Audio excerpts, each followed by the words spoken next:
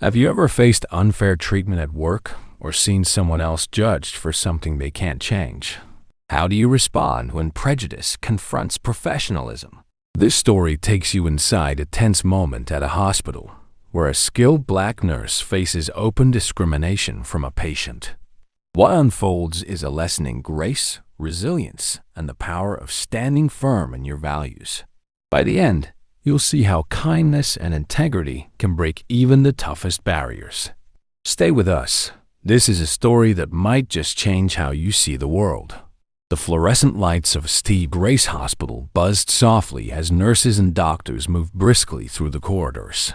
The hum of monitors, the faint murmur of conversations, and the occasional beeping of machines created a familiar symphony of care and urgency. Among the bustling staff was Mary Robinson, a seasoned nurse with a calm demeanor and a reputation for exceptional professionalism. Mary, a black woman in her late 30s, had been working at St.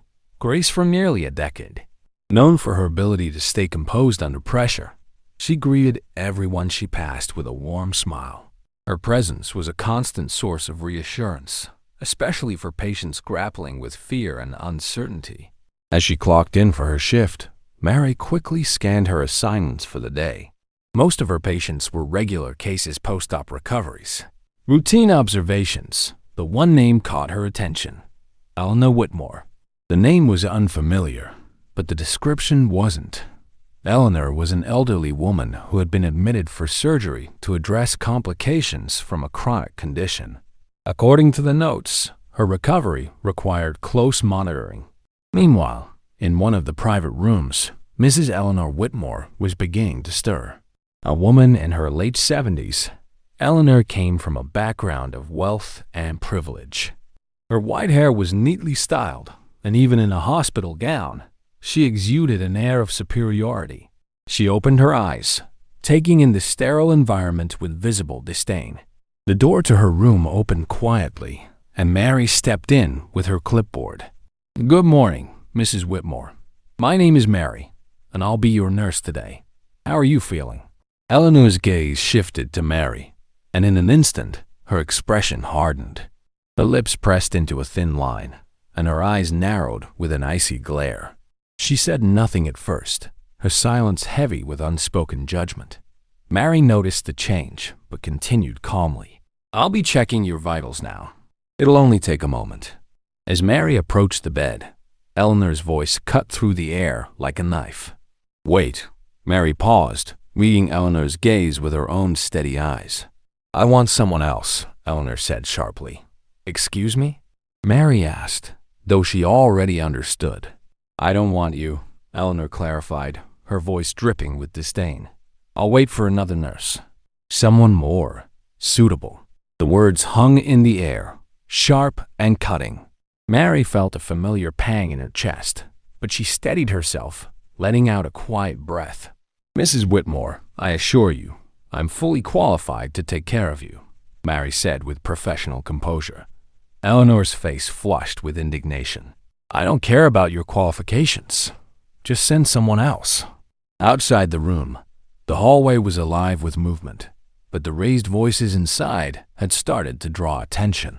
Two nurses passing by slowed their steps, exchanging uneasy glances as they overheard the exchange. Mary remained calm, though she could feel the weight of the stares from beyond the doorway. "Mrs. Whitmore, my only goal is to ensure your recovery. If you have specific concerns, I'd be happy to address them." Eleanor scoffed, pulling her blanket closer around her. "Specific concerns? Yes, I don't want you touching me." Mary felt the sting of those words, but maintained her professionalism. "I'll step out for a moment to give you some time," she said quietly, turning to leave the room. As the door clicked shut behind her, Mary exhaled deeply. This wasn't the first time she had encountered prejudice in her line of work, but it didn't make the experience any less painful. She composed herself quickly. There were still patients who needed her attention. Back in the room, Eleanor sat stiffly, fuming with a mix of frustration and discomfort.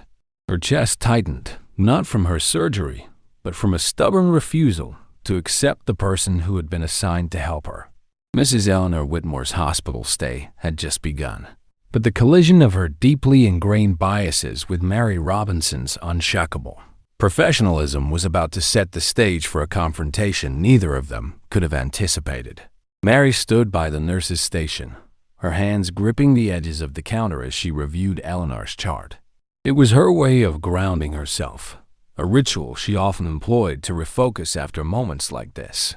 She had been trained to remain calm under pressure, and she had learned the art of patience through years of experience. But that didn't make the sting of Eleanor's words any easier to bear. "She's a tough one, isn't she?" said Carla, a fellow nurse who had witnessed the scene from the hallway. Mary glanced at her and gave a small, tight-lipped smile. "I've seen worse," she replied, though her voice carried a hint of weariness.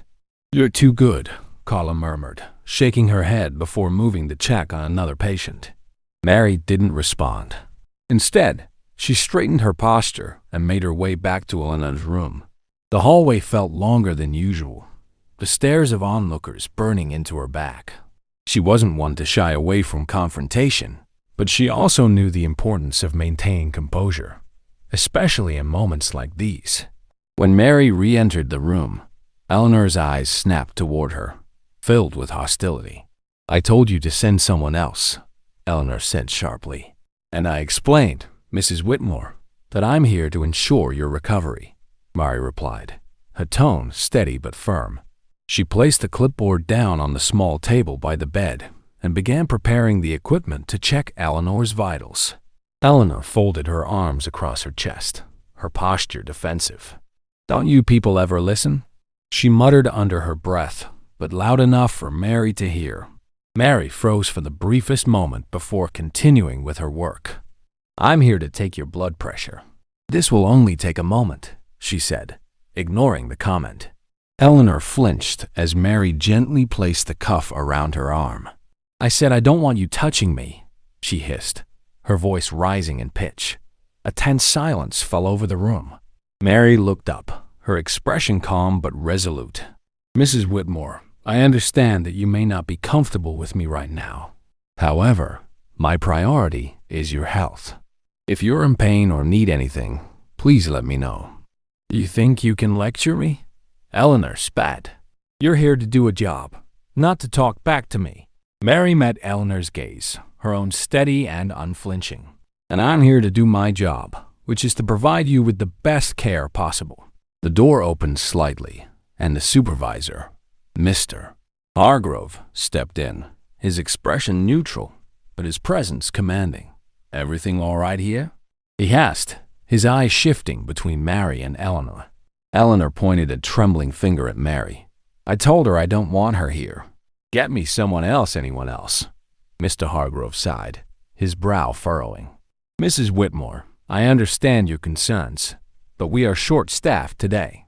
Mary is one of our best nurses, and I assure you, you're in excellent hands." Eleanor glared at him, her frustration boiling over. "I don't care if she's the president. I don't want her near me." Mary glanced at Mr. Hargrove, who gave her a slight nod. She took it as a cue to step out of the room. In the hallway, Mary leaned against the wall, exhaling deeply. Mr. Hargrove joined her moments later, his face etched with concern. "Are you okay?" he asked. "I'm fine," Mary replied, though her voice was quieter than usual. "This isn't the first time, and it likely won't be the last," Mr. Hargrove said grimly. "I'll have a word with her, but I wanted to check with you first." "Do you want me to reassign her?" Mary shook her head. "No, I can handle it." "You're sure?" Mary nodded, a flicker of determination in her eyes. "If we start letting people like her dictate who gets treated by whom, we're setting a dangerous precedent." "I'll keep doing my job." Mr. Hargrove smiled faintly. "That's why we value you, Mary. You're stronger than most." As Mary returned to her other patients, the air around her felt heavier. The weight of Eleanor's hostility clung to her, but she refused to let it affect her ability to care for others. Back in her room, Eleanor fumed silently. Her heart was still pounding, not from anger alone, but from an unfamiliar sense of discomfort. She prided herself on her control, her ability to dictate the terms of her interactions. But this nurse, with her quiet resolve and unwavering professionalism, had challenged that control. For the first time, Eleanor found herself questioning the strength of the wall she had built around her beliefs. Prejudice often thrives in silence, in the spaces where it goes unchallenged. But Mary's steadfast professionalism was a mirror Eleanor couldn't avoid. And soon, life would force them both into a situation where survival mattered more than pride. If this story resonates with you, don't forget to like this video and subscribe to our channel for more powerful stories that inspire change. Your support helps us share important messages like this one together. We can make a difference. Mary spent the next few hours focusing on her other patients. Her calm and measured demeanor never wavered, even as she carried the weight of Eleanor's hostility in the back of her mind. Every now and then, as she passed Eleanor's room, she caught a glimpse of the older woman through the partially open door. Eleanor remained rigid in her bed, her expression a mask of indignation and defiance. Despite the tension, Mary knew she couldn't avoid the situation forever. Eleanor required care, and no amount of prejudice would change that fact. The responsibility weighed on Mary, not just as a nurse, but as someone who had spent her life proving that her worth was not defined by others' narrow-mindedness. Later that afternoon, Mary approached Mr. Hargrove's office. The door was slightly ajar, and the faint sound of shuffling papers reached her ears.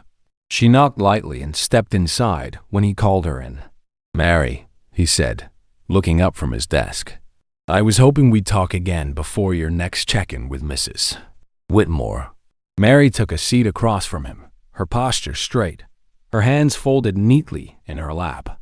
"I've had some time to think," she began. "I want to keep caring for her. I believe it's important." Mr. Hargrove raised an eyebrow, surprised. "Are you sure? After what happened this morning, I wouldn't blame you if you wanted to step away." She nodded firmly. "If we allow behavior like hers to dictate how we work, it only reinforces her mindset. I won't let that happen. Besides," she added, her tone softening, "she's my patient. She deserves care, no matter how she feels about me." He leaned back in his chair, a thoughtful expression crossing his face. "You have more patience than most people, Mary. I admire that." "It's not about patience," she said. "It's about principle." Mr. Hargrove nodded, respecting her determination. "All right, but if it gets to be too much, you let me know." Mary left the office feeling a renewed sense of purpose. She wasn't just treating Eleanor's physical condition. This was an opportunity to challenge a perspective that had likely gone unchallenged for decades. When Mary returned to Eleanor's room, the tension was palpable. Eleanor refused to meet her gaze, staring stubbornly out the window instead. "I'm here to check your vitals," Mary said simply, her voice even. Eleanor didn't respond, but didn't stop her either. Mary worked efficiently, noting Eleanor's elevated blood pressure and adjusting her foreline. As she moved around the bed, she could feel Eleanor's eyes following her, sharp and accusatory. "Do you enjoy this?" Eleanor said suddenly, her voice breaking the silence. Mary paused, confused. "Enjoy what?" "Pretending to be above it all," Eleanor snapped. "Acting like you're some kind of saint when you know exactly what you're doing." Mary turned to face her, her expression calm but firm. "I'm not pretending to be anything, Mrs. Whitmore. My job is to care for you, and that's what I'm doing." Eleanor scoffed, crossing her arms. "I don't need your lectures." "I'm not giving you a lecture," Mary replied. "I'm giving you care, whether you accept it or not." For a moment, Eleanor looked as though she might retort, but she closed her mouth, her lips pressing into a thin line. Mary took the silence as permission to continue her work. The rest of the checkup passed without incident, but the room was heavy with unspoken words. As Mary finished and prepared to leave, she paused at the door. "I'll be back in a few hours to check on you again," she said. "If you need anything before then, press the call button." Eleanor didn't respond, her gaze fixed on the window once more. Outside the room, Mary let out a quiet breath. She had encountered resistance before, But there was something about Eleanor's hostility that felt particularly entrenched. It wasn't just anger, it was fear, though Mary couldn't yet tell what Eleanor was afraid of. Eleanor, alone in her room, felt a different kind of discomfort. She had spent her life in control, dictating the terms of every interaction. But this woman refused to yield. Mary's calmness, her professionalism, and her unwavering confidence were unsettling. It was as though every prejudice Eleanor had clung to was being silently questioned, and she didn't know how to respond. The silence between them was more than just a pause in conversation. It was a battle of wills. Neither of them spoke the words lingering in the air, but the tension was unmistakable. For Mary, it was another test of her resilience. For Eleanor, it was a confrontation with truths she wasn't ready to face. But the day was far from over, and fate had a way of forcing people to confront their beliefs when they least expected it.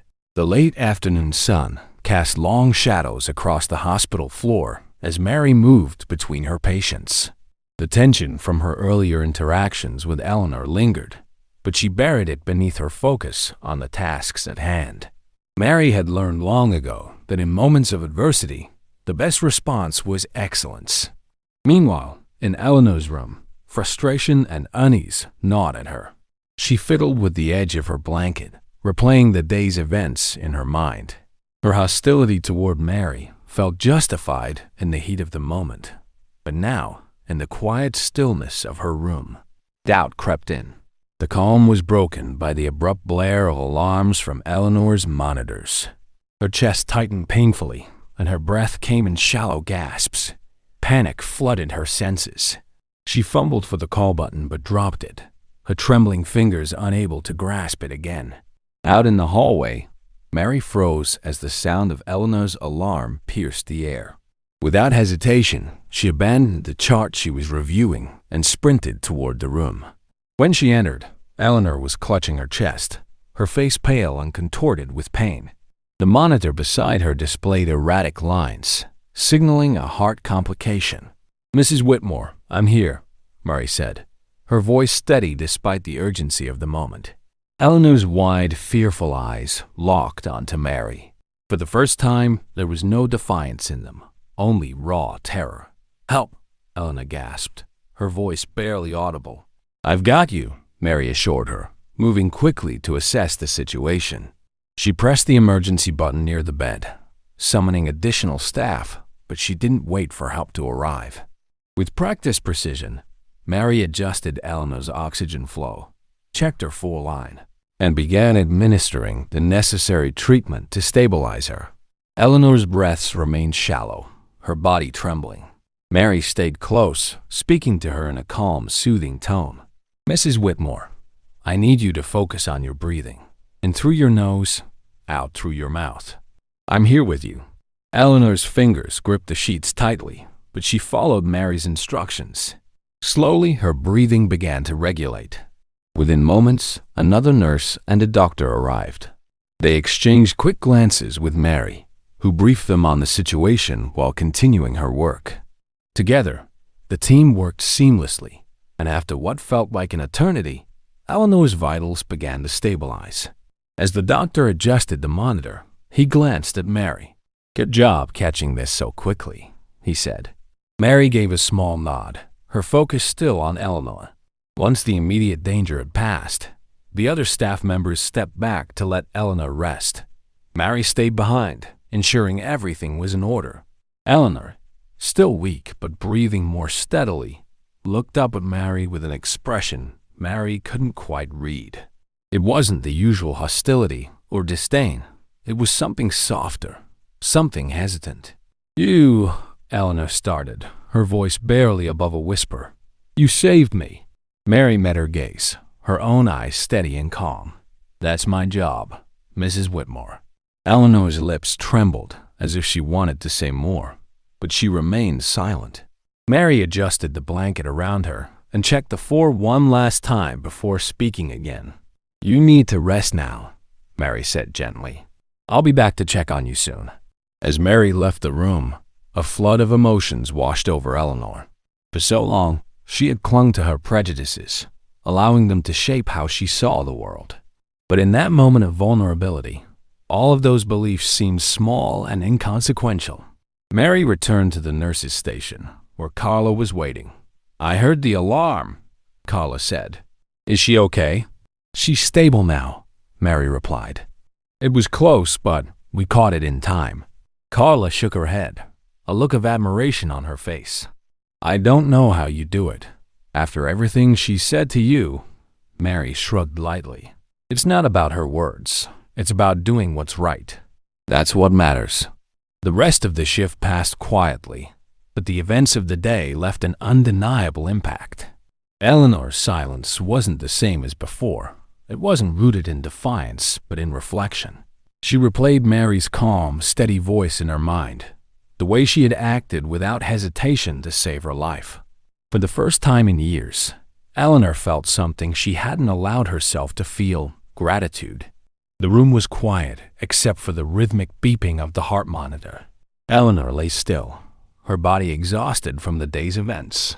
The fear she had felt during the emergency lingered, but it was now accompanied by a strange, unfamiliar emotion: humility.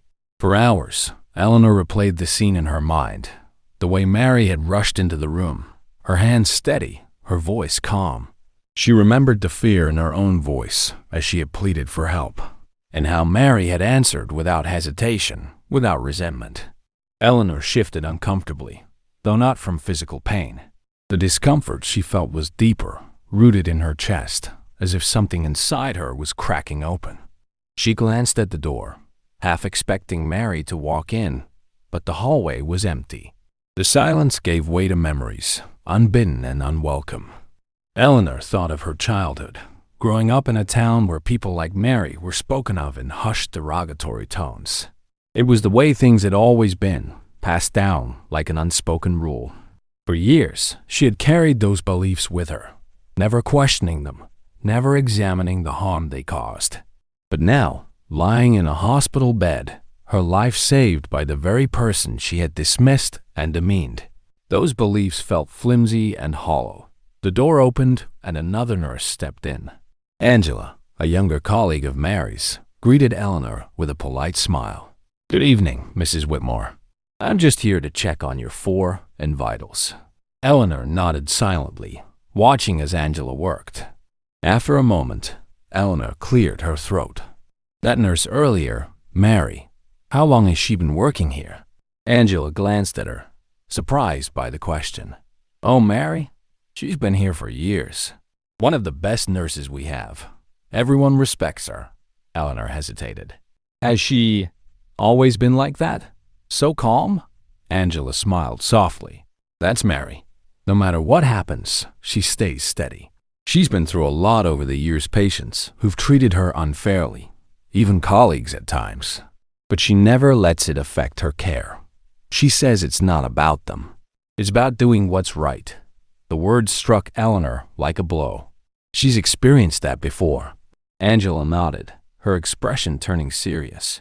"Unfortunately, yes. But she handles it with more grace than most people could."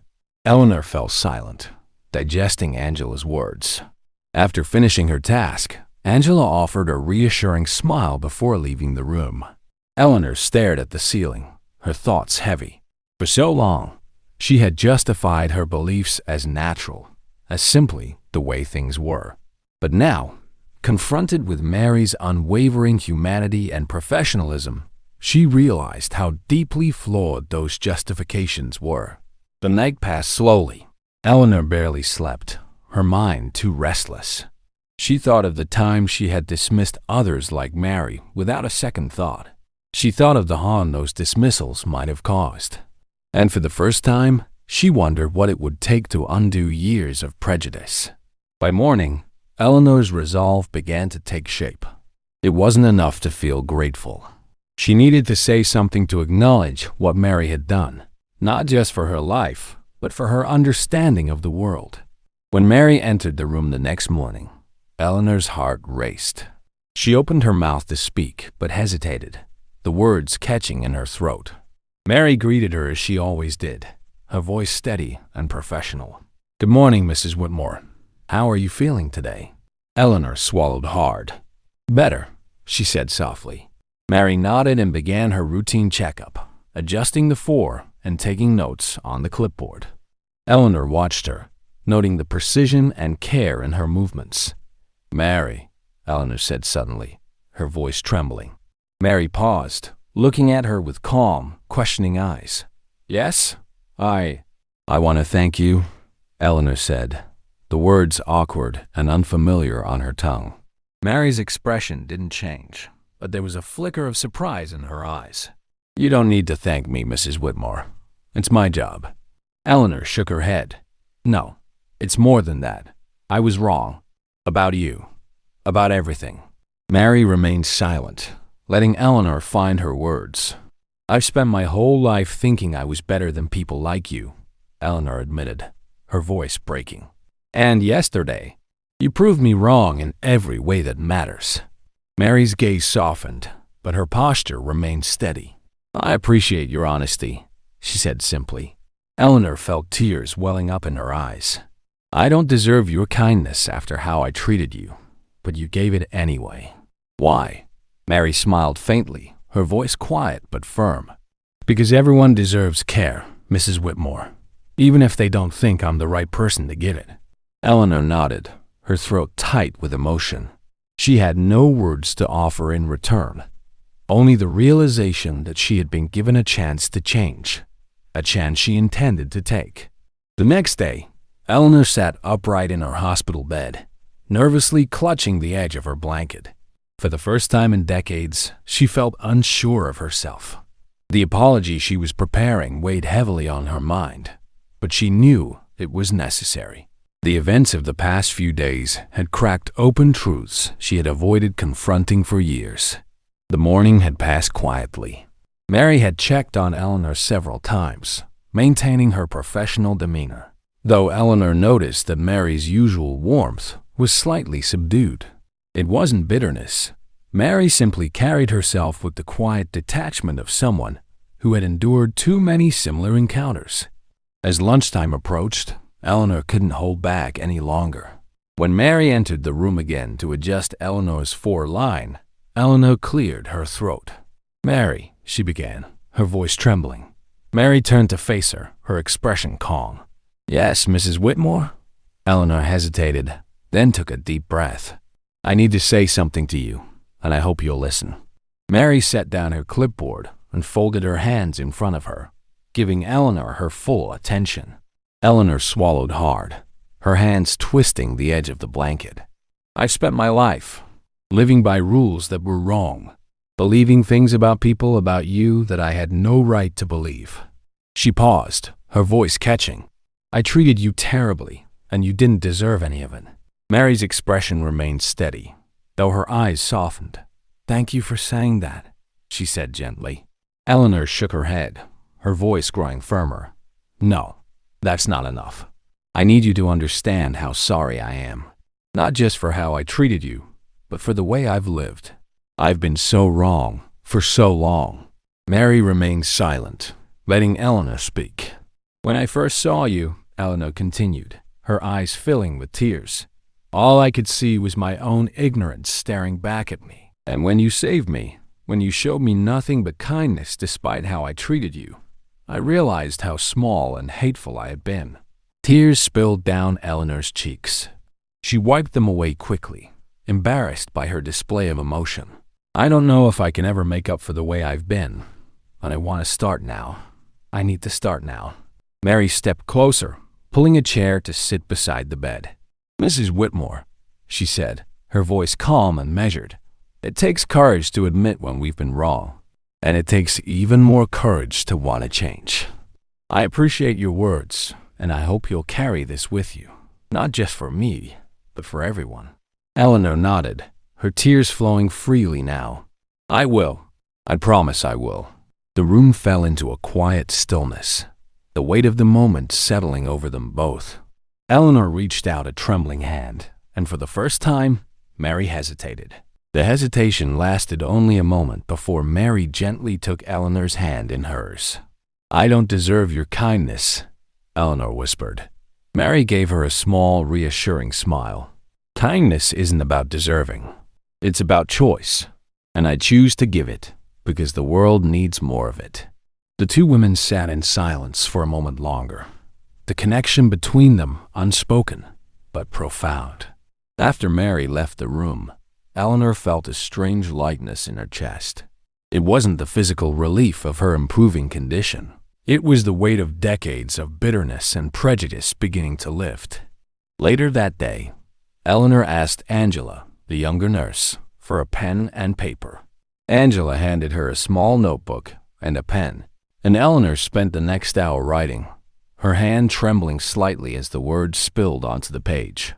When Mary returned that evening for her final check-in of the day, Eleanor handed her the folded note. "Please," she said quietly, "read this later." Mary nodded, slipping the note into her pocket without a word. That night, as Mary sat at her small kitchen table after her shift, she unfolded the note and began to read. "Mary, there are no words to truly capture how deeply I regret my actions. You showed me what grace looks like when I deserved it least. You saved not just my life, but something I thought I'd lost long ago, the ability to change. From this day forward, I promise to honor what you've shown me. I'll carry your kindness with me, and I'll do my best to pass it on to others. Thank you for everything. Eleanor Whitmore." Mary sat quietly for a moment after reading the note, a faint smile playing on her lips. It wasn't the first apology she had received in her career, but something about this one felt different. Eleanor had reached a turning point, and Mary allowed herself to hope that her words would turn into action. The day of Eleanor's discharge arrived with a crisp morning breeze filtering through the hospital's windows. Mary stood at the nurse's station, scanning Eleanor's chart one final time to ensure all post-care instructions were in order. Despite the emotional journey of the past few days, Mary's demeanor remained calm and professional. Eleanor, meanwhile, sat upright in her hospital bed, her belongings neatly packed in a small suitcase by the door. The events of the week had transformed her in ways she was still coming to understand. The prejudice and pride she had once clung to so tightly now felt like a distant, painful memory, one she hoped to never revisit. When Mary entered the room, clipboard in hand, Eleanor offered her a tentative smile. It was small, almost shy, but it was genuine. "Good morning, Mrs. Whitmore," Mary said, her tone warm but measured. "Good morning," Eleanor replied. Her voice carried a softness that Mary hadn't heard before. "I've reviewed your discharge plan," Mary continued, handing Eleanor a copy. "It includes a list of medications, dietary recommendations, and follow-up appointments. Do you have someone to assist you at home?" "My neighbor offered to help," Eleanor said. "She'd be driving me home today." Mary nodded, satisfied. "That's good. If you have any questions, the contact information for our office is at the bottom of the sheet. Don't hesitate to call if you need anything." Eleanor hesitated for a moment, then looked at Mary with earnest eyes. "Thank you for everything." Mary gave a polite smile. "I'm glad to see you feeling better. That's what matters." As Mary turned to leave, Eleanor called after her. "Wait, please." Mary paused, her hand on the doorframe. "I want you to know that you've changed me," Eleanor said, her voice trembling slightly. "Not just physically, but in here." She placed a hand over her heart. "I've spent so many years, so many decades thinking I was better than others. But you showed me that I was wrong. And I want to be better. I will be better." Mary turned back, her expression softening. "Change takes time, Mrs. Whitmore, but recognizing the need for it is the first step. I wish you well on that journey." Eleanor's eyes glistened with unshed tears as she nodded. Mary left the room, her steady footsteps echoing down the hall. Outside, Eleanor's neighbor pulled up in a modest sedan. A nurse wheeled Eleanor out, her suitcase balanced on her lap. As they approached the car, Eleanor glanced back at the hospital. Through the large glass windows, she caught a glimpse of Mary, who was tending to another patient with the same calm and compassion that had saved Eleanor's life. For the first time in years, Eleanor felt a profound sense of humility and gratitude. Her life had been irrevocably changed by someone she had once dismissed without a second thought. Once in the car, Eleanor clutched the discharge papers in her hands, her neighbor chatting lightly as they drove through the city. But Eleanor barely registered the words. Her mind was focused on what came next, not just in her recovery, but in her life. She thought about the relationships she had neglected because of her biases, the opportunities she had missed to connect with people she had unfairly judged. She thought about Mary's quiet strength and how it had unraveled a lifetime of prejudice in just a few days. Eleanor knew the path forward wouldn't be easy. Change never was. But for the first time in decades, she felt ready to try. Back at the hospital, Mary continued her shift as usual. To her, Eleanor was one of many patients who had come and gone, each leaving behind their own stories of struggle and resilience. But Eleanor's story lingered with her in a way others hadn't. It wasn't every day that someone confronted their prejudices so openly and chose to change. As the day wound down, Mary reached into her pocket and pulled out Eleanor's note, reading it one more time. She folded it carefully and placed it back in her pocket, a faint smile on her lips. Life in the hospital would go on. Patients would come and go, some kind and others difficult. But Mary knew that moments like these, where compassion triumphed over hate, made all the challenges worthwhile. Eleanor's life after her hospital stay was marked by small but meaningful changes. She reached out to neighbors she had once ignored, offering kindness where there had once been silence. She donated to organizations that supported marginalized communities, recognizing the privilege she had long taken for granted. And every so often when she passed by St. Grace Hospital, she thought of Mary. She wondered if Mary knew the full extent of what she had done, not just saving Eleanor's life, but giving her a second chance to live it with purpose and compassion. Eleanor hoped, in some small way, that Mary would be proud. Eleanor's journey was a reminder that change is always possible, no matter how late it comes. Mary's unwavering professionalism and compassion showed that true strength lies in meeting hate with humanity. This story isn't just about a nurse and a patient. It's about all of us. How often do we let prejudice cloud our vision?